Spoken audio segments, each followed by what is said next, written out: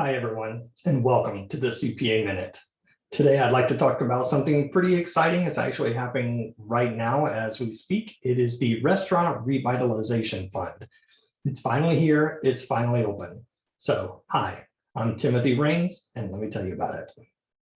First, let's get the legal stuff out of the way. All of this is really for educational purposes only. So, as each person's unique situation impacts their business and tax decisions, this is not legal or tax advice. This is merely educational purposes. For your specific situation, please check with a professional consultant. So what is it? What's going on with it? The Restaurant Revitalization Award, we've been hearing about it in the news. We were all eagerly awaiting for it. The SBA has finally got their website open. It is restaurants.sba.gov. Here's a great picture of it. I've been to the website. I've toured the website. I've had a couple of demos on the website.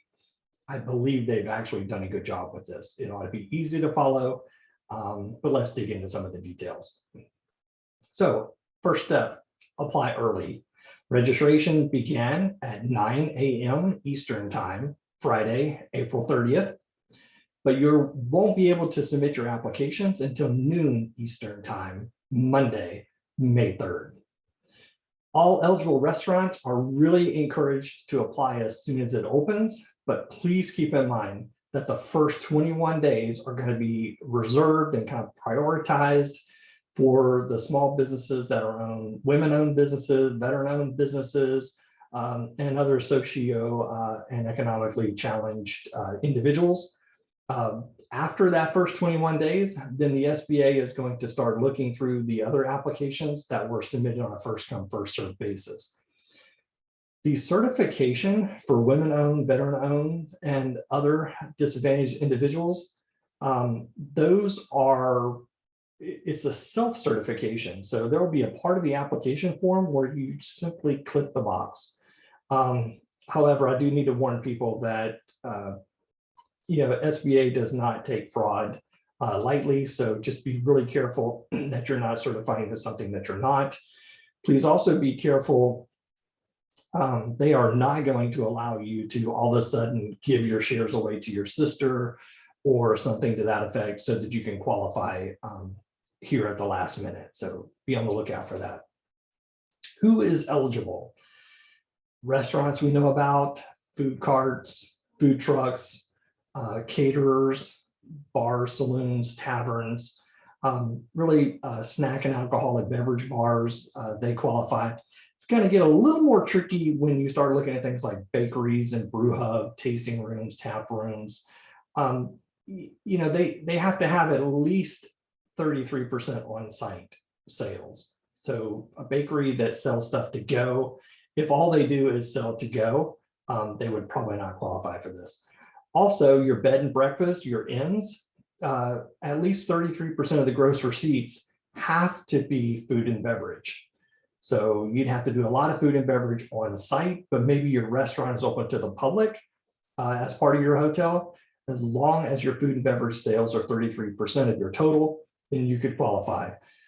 There's a little more tricky rules regarding other food and beverage establishments and producers and tasting rooms and things like that. So if you're one of those businesses, I really encourage you to dig into the application a little bit more detail, and I won't go into it here, but just be on the lookout for it. So how do you do the math? It's actually relatively simple. They've really streamlined this. So they've broken it out into, I've illustrated 3 here. There's actually 4 different calculations that you can have. So let's go through the simplest to the more complicated. Calculation number 1. This is going to be for anybody who was open for business on or before January 1st of 2019. If that's your case, you got the simplest calculation. You merely take your 2019 gross receipts, subtract out your 2020 gross receipts, subtract out any of your PPP funds, and that's your eligible amount. It's a little more tricky. Say you weren't open as of January 1st and you opened sometime during 2019, then you will have to calculate your average monthly sales for 2019 and then annualize that over 12 months and then subtract out your 2020 gross and your PPP. Calculation number 3, some people are calling this table number 3. If you were not open in 2019, you opened in 2020, even as late as up till March 10th of 2021, you've got a whole nother set of calculations. I've illustrated them there. So if that's your situation, you'll want to look at the application. It spells it out really nicely. And then I won't talk about calculation number 4. That is, suppose you have multiple locations. You have one that's been open all of 2019, but say, for example, we have this situation where we had a client who opened a separate location right in the middle of the pandemic. So he didn't open that location until 2020. In that case, you would have a calculation where you do one location under table 1, one location under table 2, possibly one location under table 3. And then table 4 will teach you how to merge all those together to determine what your eligible amount is. Let me give you some really quick examples. It's not difficult. 2019 gross sales in our first example, 1.5 million. 2020 sales, you had a dip in sales. So now you're $1,250,000. But suppose you got PPP funds. Now keep in mind, this is PPP funds round 1 and round 2. I say round 1, round 2. Some people call round 3, but really, according to the SBA, there are really only 2 rounds. But the point is, you need to add up all of the PPP funds and subtract that out.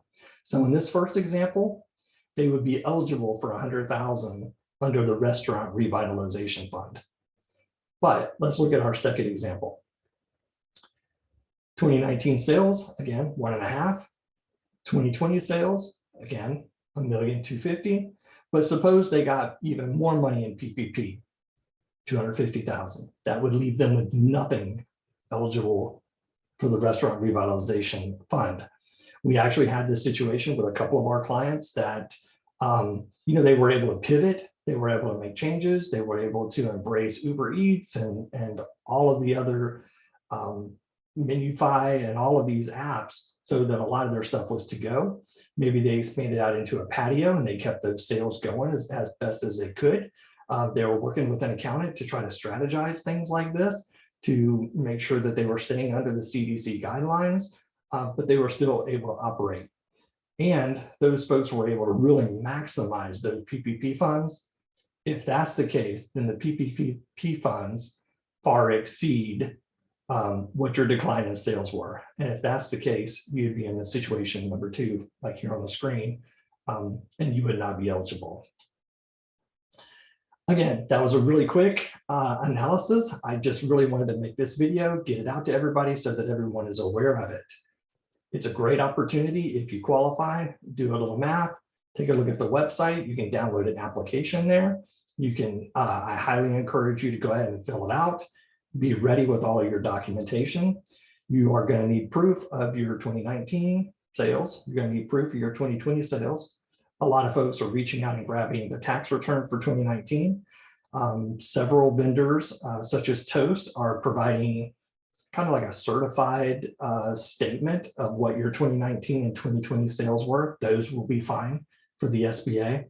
You're also going to need your banking information. They want to direct deposit this right into your bank account. And in order to authenticate that bank account, they would like to see 3 months worth of bank statements to prove that that bank account truly belongs to the business. So again, honestly, I think the SBA has really done a good job putting this application together to try to reduce as much fraud as they can. And I really encourage you to take advantage of it. Again, if you like these kind of videos, please like, subscribe, send us a message. Speaking of that, if you do have messages, go ahead and leave them down in the chat, or here's my contact information. I'm happy to answer what I can. Thank you so much for joining us. Bye-bye.